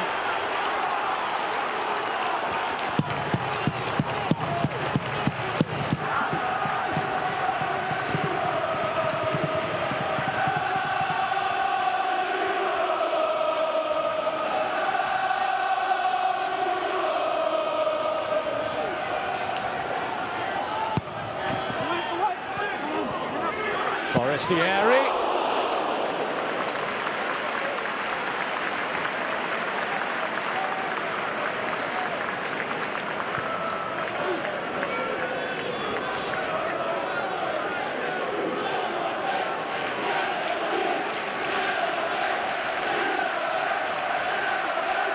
Now, what a final 15 minutes we have in store here.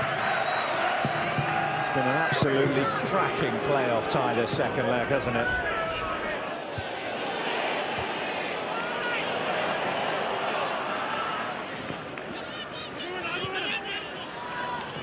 Delat.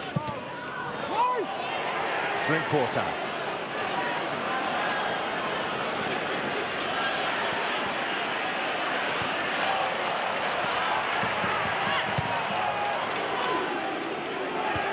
Ekstrand.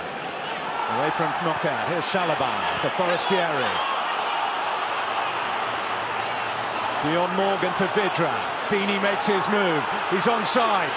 Oh, the flag goes up just as he gets to it. He made his run towards the ball. The flag stayed down, and then when he got close, up it went. It was a very, very late flag. Again, wonderful build-up work, Forestieri and Vidra. I thought the timing of the pass was perfect as it was played, but the officials have got it right. He's probably just half a yard, and Dini very, very unlucky. Leicester survive. Vidra. Abdi. Forestieri, what a challenge. Andy King stayed with him and timed it absolutely perfectly. Andy King is covering absolutely miles. He's having to do so much defensive work. He wants to go forward and try and grab the winning goal. He's got no choice. He's got to track back towards his own goal, and time again he's getting blocks in it.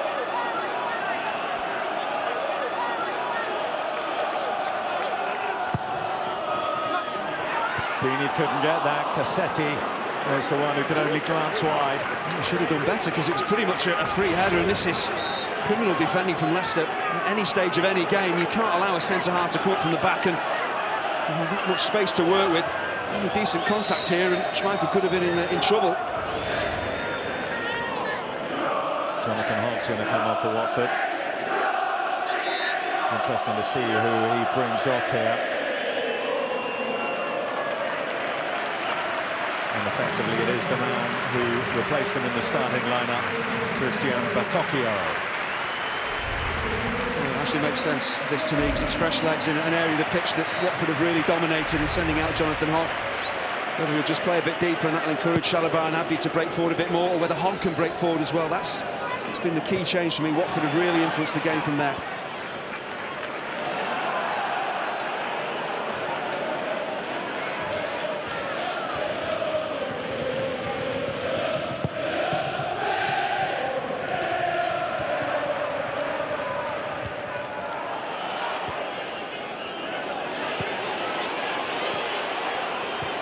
Strand, Anya, and Abdi.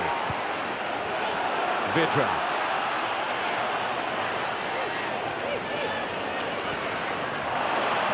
Sent it back to Abdi. Here comes Anya. I'd say this would have been a sensational team goal. It all starts with Ekstrand, who's had the opportunity maybe just to blast the ball into touch. He played out from the back, and 6 passes later, Watford are getting a cross in from inside that Leicester penalty area. It's fabulous football. Dini.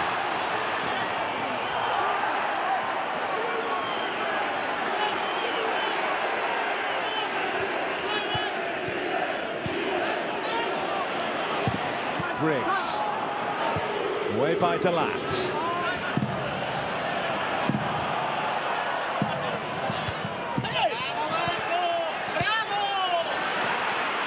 Ekstrand.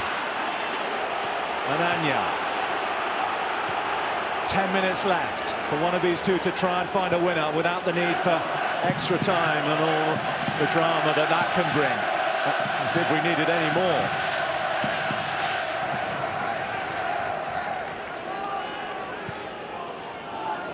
Dini. Forestieri.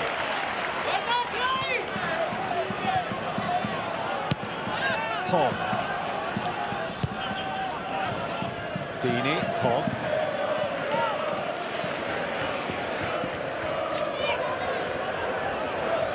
Chalobah.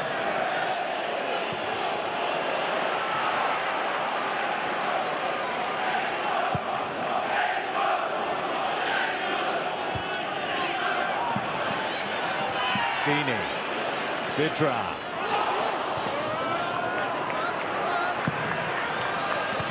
See with Vidra, he's got such a good footballing brain. He's not just a goal scorer, he's a real creator as well.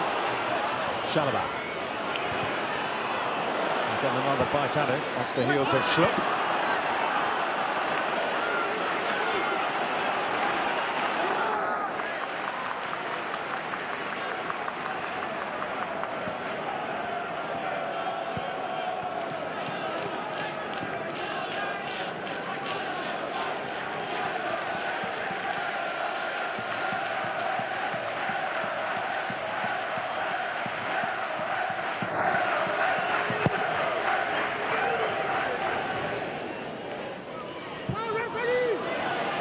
Quarter, out by Hogg,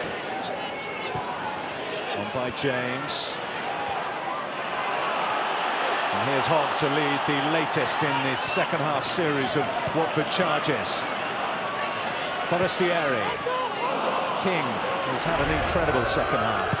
Well, this has to be a worry for Nigel Pearson. Watford really bossing the game, dominating possession, and the way they're popping the ball around, they're always likely to create maybe a chance or two in the final 7 or 8 minutes of this game. It could be decisive.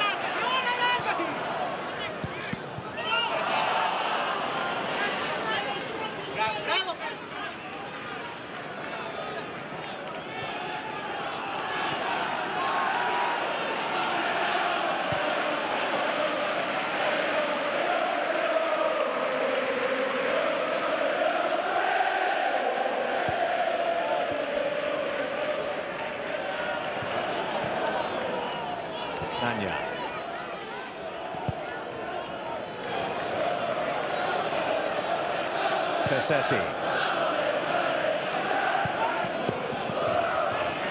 It's interesting to see here as well, Leicester just sharing the workload. David Nugent, who was playing wide on the left-hand side, he's now playing as the centre forward, and Harry Kane's gone out there as well, and it's so tough for Leicester because they're dominating the ball, they're having to do a lot of chasing. So players are having to play a couple of positions just to see them through. Well, when you consider where they finished, Leicester, one of the more extraordinary statistics about their season is that they're the only championship side not to have conceded more than 2 goals in a game. It's not a time to start changing that habit now.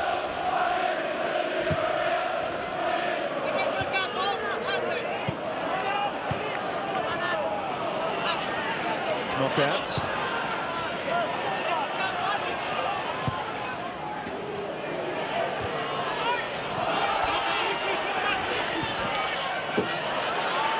Cassetti. Hall. To Anya.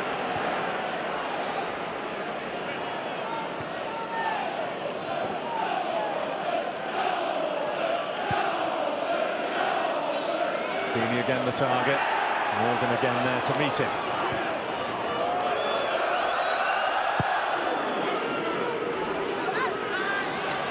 It's always easier keeping the ball and chasing it, but to me this seems much more of a zip to the Watford play. They're technically a very gifted side, but they're moving it very quickly and they're making Leicester work very hard.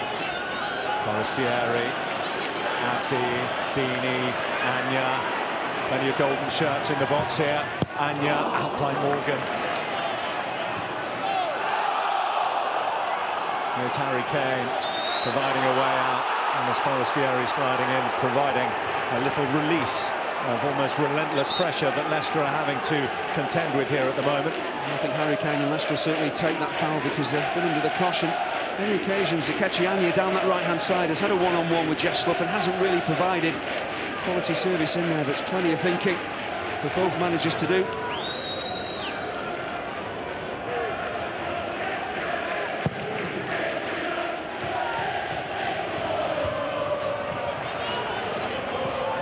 Slough.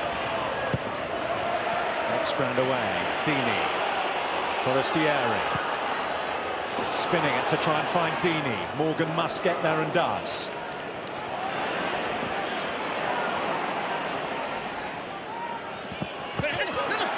Forestieri has it back. And is pulled back by Matty James. I'll tell you what, considering what's at stake, we've had an absolutely fantastic 90 minutes of football here. A fantastic season in the Championship. We expected these playoffs to be special as well, and both sides have given as good as they've got, and it's been a fantastic spectacle. Well, we knew it was going to be a good afternoon right from the moment when Matej Vydra scored that extraordinary goal, that wonderful goal to level it up. David Nugent had his say again.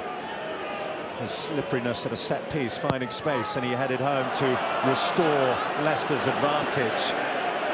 Team build-up, Deeney feeding Vydra to give Watford the lead on the day, and the 2-2 aggregate scoreline means that we are just 2.5 minutes plus added time away from extra time. Another half an hour of this. Well, there is very different approaches from both sides, but you've got to give both managers credit for the way they sent their teams out to play. Leicester didn't come here to defend and play for a 0-0 draw. They really went at it. That's what's made it a really good game.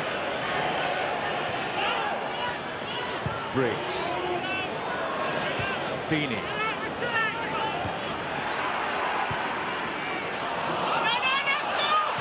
Knockouts.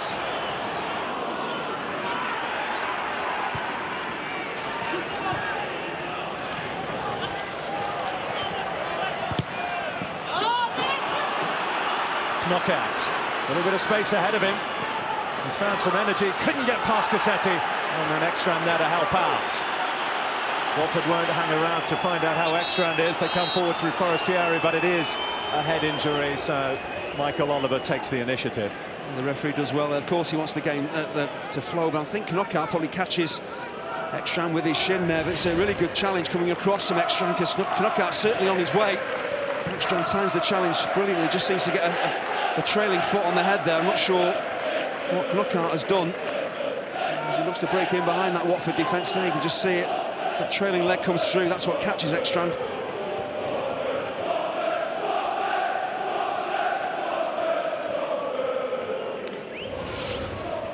Well, in a way, in this second half, Andy, in particular, we've seen what both these two are about. There's a little controversy about Watford because of the loan policy they have, but they're not breaking any rules. And put that to one side, whatever your thoughts on it, they have developed into a wonderful footballing side, one of the easiest on the eye in this division. Leicester City, the fact that they're here is testament to the battling qualities they have. So I was talking about the different formations and the way that they play three centre-halves, Watford, but they do play their football out from the back. They've done it all season long. They've done it here again in this tie, but Leicester, once they got into the playoffs, momentum was certainly with them, and you have to give them an awful lot of credit as well. You could easily have faded away, but they haven't. They stepped up to the plate and they put in two big performances. Well, Ekstrander's going to need to be bandaged up for the final salvo. There may be a little more injury time added on than there would have been initially as a result of this. Nigel Pearson using this break to issue some final rallying words to his troops. And this breaking play gives us a chance to relive the standout moments of this tie so far, Andy. Well, we've had Van Persie, we've had Van Basten. What about Vidra? Because this is a quite stunning opening goal. It was a wonderful finish from a player that had missed a few chances in the tie. And David Nugent, master goal scorer, just nods this beautifully into the corner to give the initiative back to Leicester. But Vidra, that link-up play with Troy Deeney, absolutely fabulous. The front two, Vidra dropping off, playing off Deeney. An excellent finish, and the tie is all square. Yes, that is why we are where we are. More treatment for the head cut to Joel Ekstrand. For all the world, it looks like we are heading to an extra half an hour here. And who knows, 3 years to the day of Leicester's penalty shootout second leg defeat at Cardiff, May the 12th, 2010. We could yet be heading there again. We shall see. So it has been really tough, of course, to separate these two sides. You only have to look at the scoreline to know how equally matched they've been, and you probably feel extra time is probably what the tie deserves, because neither team, for me, has really deserved to win the game. Going into extra time, and I'm sure it's going to be as tight in the extra 30 minutes as well, and I can easily see us getting penalties here, and it's going to be so nerve-wracking for all the fans. Oh, goodness me, have they been through the mill this season, Leicester City? You wouldn't have got particularly good odds on them going up automatically, would you, back in February? But then came the massive slump, and they pulled themselves out of it just in the nick of time. Mike Stow, Nigel Pearson, Craig Shakespeare, all there.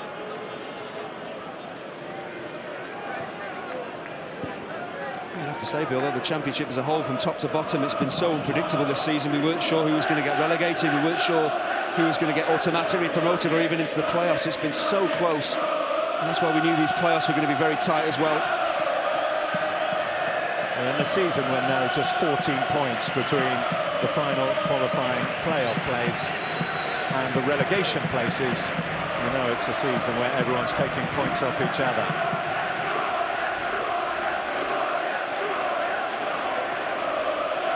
Now we're really nearly ready, rather, to go. Change of shirt. I'd say a change of hair colour as well for Joel Ekstrand.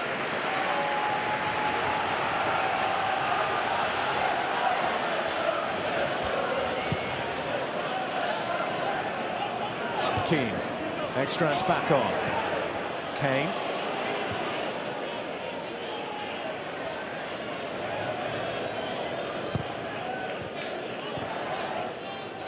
I don't think Joel Ekstrand will agree, but both managers will probably be thankful just for that 3 or 4 minute break, just to have a word with their players, try and settle them down going into the final stages of the game. The goal now wins it. Nugent trying to put it on a plate for knockout. Who, from a Leicester perspective, was a little concerned. He'd gone up from that collision limping. Forestieri.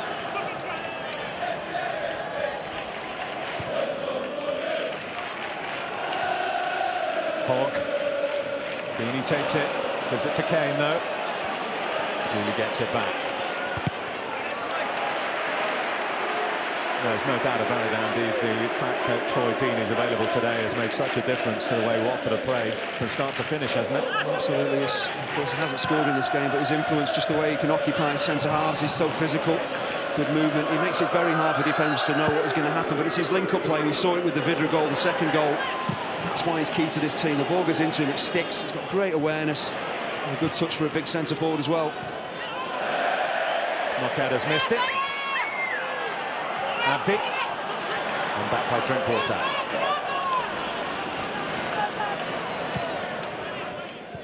Kane. Loses out in a bad area to do so. Vidra can't take full advantage. And Schlupp makes sure. Well, the 4 minutes of added time went up, but we really restarted play with the clock on 92. You'd expect us to play at least 96, 97 minutes before the full-time whistle goes. No free kick on Forestieri. No way through for Alman Abdi.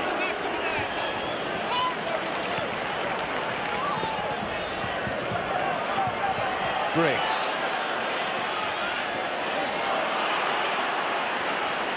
Knockout now. Nothing for Nugent.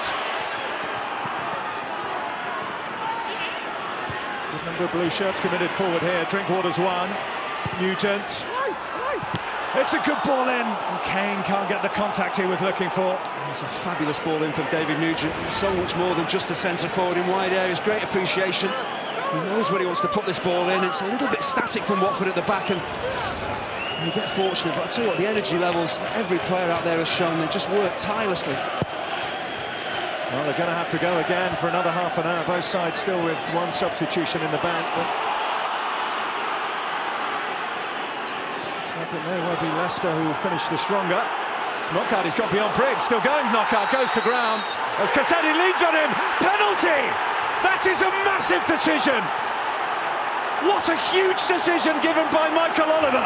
I'll tell you what, I'm not completely sure about this. I'm with Gianfranco Zola. I feel that Knockaert is looking for this penalty. There might be some contact on him, but he's looking to go to ground. We'll get a better view here.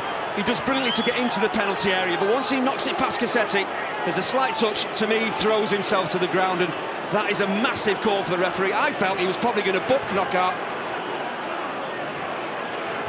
I'm not convinced he's got it right. Knockaert, for me, is looking for it. Well, it's a season-defining call, nothing short of that.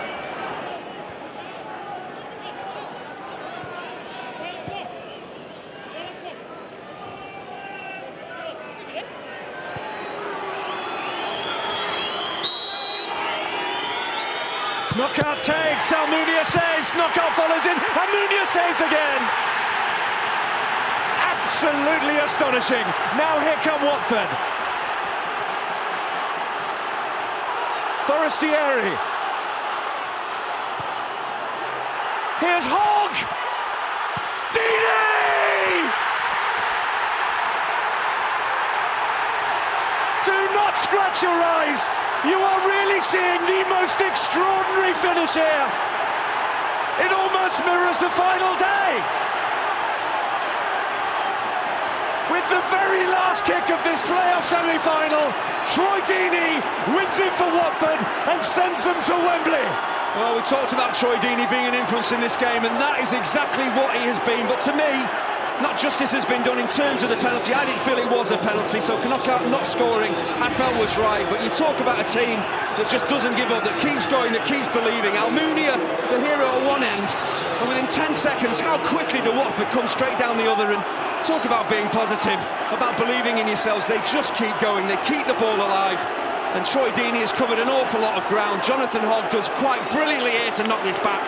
Composure, you betcha. What a finish this is. And well, it looks like Watford are going to Wembley.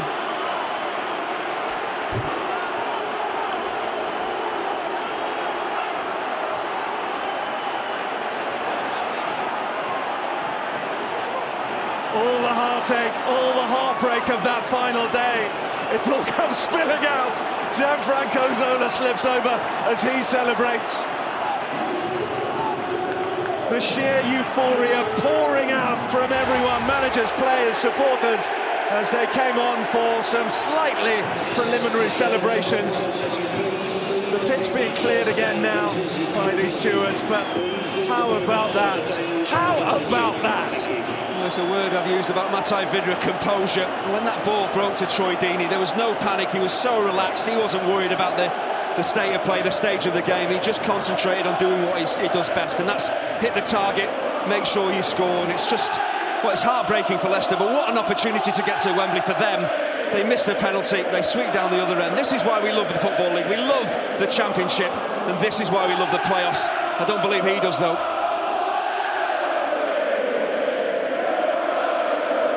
Well, they had their head in their hands, just as they did on the final day when the penalty was given by Michael Oliver. When Anthony Knockaert stepped up, and Manuel Almunia, who missed all the drama here for Watford on the final day, was the saviour. The skipper stepping up, Beanie booked for the celebrations. He'll take that, and Watford will take this, as everyone now looks to the referee to make a different decision when to blow the final whistle. Well, remember that Brentford-Doncaster game, you think you've seen it all.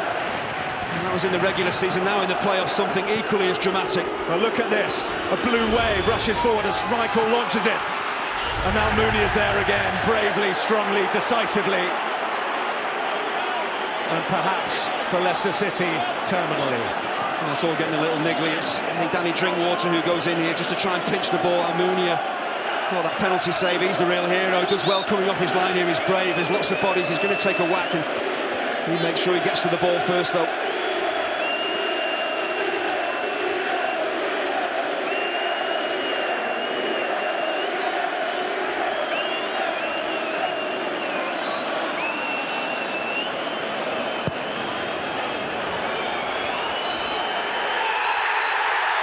They've done it. They have done it. Troy Deeney, who has had the most topsy-turvy season himself, puts an extraordinary finishing touch to the most extraordinary second leg of this playoff semi-final. Anthony Knockaert down, he cannot believe it. He had the chance to send Leicester City to Wembley. From the penalty spot, he couldn't do it. And Watford up the other end to score through Troy Deeney. That almost blurs what game against Leeds. It just turns around so quickly, doesn't it? And that's where the outpouring of joy is coming from, the desperation they felt after losing out to Leeds, losing out on automatic promotion. But it is teams that get you promoted. From back to front, you've got to be solid. You go from Almunia saving the penalty all the way up to your centre forward who bangs the ball into the net to win the game, to win the tie and take you to Wembley. Watford this season, they've played some incredible football. In many ways, they do deserve a chance to get to the Premier League, but it's absolutely heartbreaking for Leicester. Yeah, you have to feel for Leicester, and in particular for Anthony Knockaert, that young man. It's more penalty playoff pain for Leicester City, who lose away from home a playoff tie for the first time. But for Watford, it's joy. For Watford, it's Wembley. And for Watford, it is an extraordinary afternoon of golden memories at Vicarage Road.